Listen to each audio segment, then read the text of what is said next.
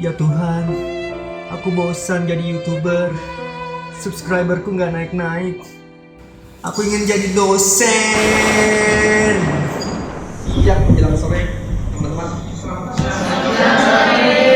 Perkenalkan, nama saya Tony, tapi nama pena saya Tony Ragil dan saya lebih dikenal dengan Tony Ragil. Jadi kalau dibilang saya itu apa, sebenarnya macam-macam sih, karena saya hobinya banyak, nggak cuma di satu bidang aja. Saya suka nulis, saya suka bikin konten di YouTube juga, terus saya juga suka nulis di blog dan sebagainya, jualan online juga. Jadi apa aja yang menurut saya menarik itu akan saya jalani, saya pelajari. Dan kebanyakan saya belajarnya otodidak seperti itu. Oke, kita langsung aja. Materi yang akan saya bawakan kali ini, pertama saya ingin mengenalkan tentang berbagai bisnis situs yang paling sering dipakai untuk kita jualan. Pertama itu ada website dengan domain berbelanja. Maksudnya apa? Nanti kita cari tahu. Yang kedua ada website gratis berbatas waktu atau dengan subdomain. Nanti saya jelaskan. Lalu ada blog gratisan. Ini yang paling sering dipakai sama orang-orang. Biasanya kalau untuk pengusaha-pengusaha yang budgetnya itu belum besar, seperti saya juga. Dan yang kedua ada situs e-commerce. Di antaranya ada Tokopedia, semua tahu ya. Ada punya aplikasinya semua Tokopedia? Tidak. Install. Nanti saya kasih tahu toko saya. Tapi biasanya yang membedakan mereka itu, kalau di yang saya sebutkan di sini itu adalah promo-promonya. Itu mereka biasanya saling saing-saingannya itu mirip-mirip, kayak misalnya cashback, terus diskon, sama program-program khususnya itu biasanya agak-agak mirip. Nah, ini situs berbagi video ya. Ada youtube.com, Vimeo, video.com, benmusuh.com, navigator.tv, dan banyak lagi sebenarnya.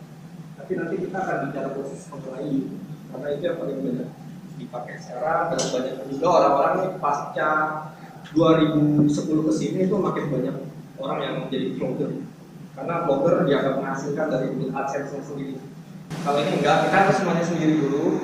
Dan yang membedakan adalah ada ini disebut subdomain. Ya, simple site atau web itu subdomain. Jadi nggak langsung misalnya kayak contohnya apa ya? Kayak tadi warungkopi.com, itu berarti dia sudah yang berbayar, sudah profesional. Dan kalau yang gratis seperti ini itu ada warungkopi.simplesite.com atau warungkopi.wix.com. Nah, seperti itu perbedaannya. Jadi kalau misalnya nggak ada subdomain, biasanya orang akan lebih percaya sih. Gitu. Wah, ini udah profesional nih, bisa lebih percaya. Tapi tergantung juga konten yang kalian jual. Kalau kontennya menarik, orang pasti tetap akan lihat. Apalagi kalau udah muncul di halaman pertama gitu. Dan ini blog gratisan, pasti sudah tahu semua ya. Ada blogspot.com dan WordPress. Di situ adalah search engine optimization. Kalau bahasa Indonesia mesin pencari, optimisasi mesin pencari. Jadi adalah suatu cara untuk membuat website Anda menempati urutan teratas dari mesin-mesin pencari seperti Google, Yahoo, MSN.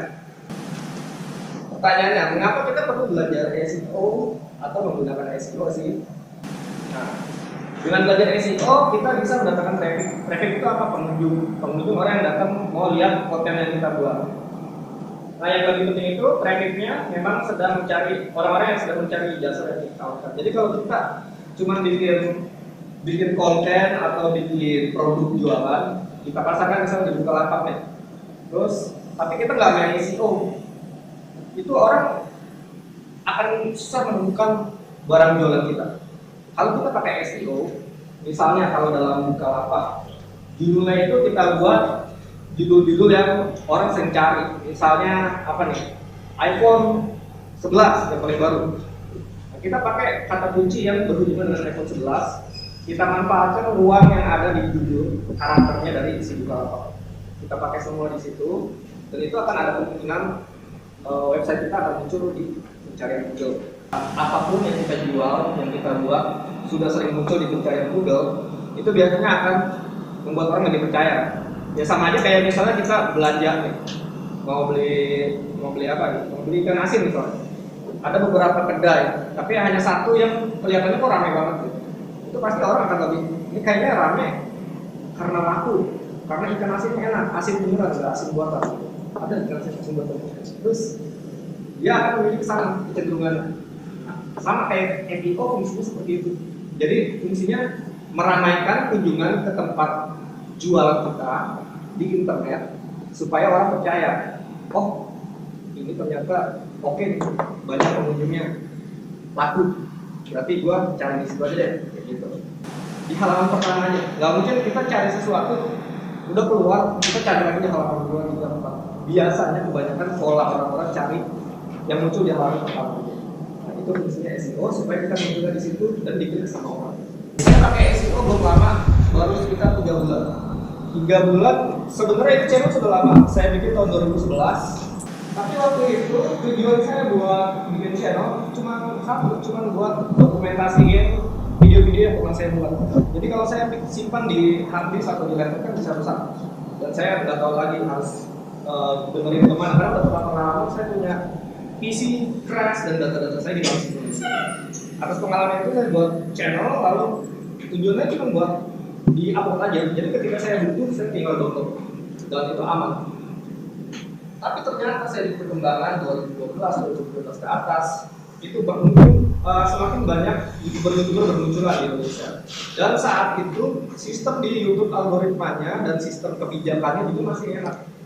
Berapapun jumlah subscriber yang kalian punya itu bisa menghasilkan uang.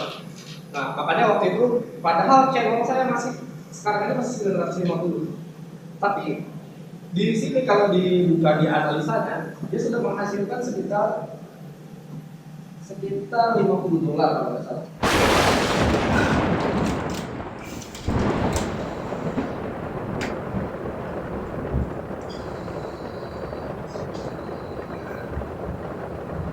Ternyata cuma mimpi. Batal jadi dosen. Kalau gitu, gue akan tetap YouTube aja deh. Jadi YouTuber aja mendingan. Jangan lupa subscribe, like, dan komen ya. Dan juga di-share videonya. Sampai jumpa lagi di video-video berikutnya. Dadah.